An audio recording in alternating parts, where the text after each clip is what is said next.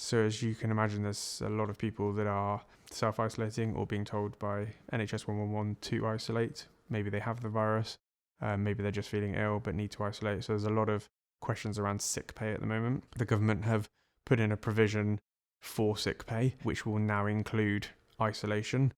Isolation in itself is not sick, therefore would not class as sick, but in this case they are including it.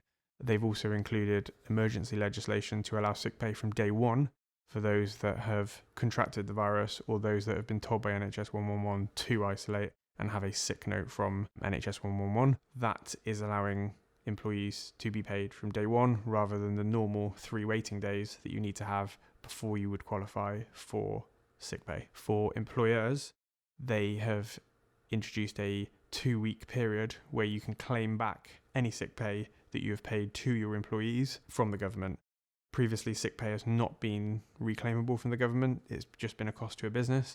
But because of the outbreak, they have now changed those rules for that 2-week period. At the moment, we're still waiting on the mechanisms of how we claim the 2-week period back from the government. But keep a record of sick, make sure you've got sick notes, and keep that on file. As soon as we hear more information on how we can claim it back, we will be in touch.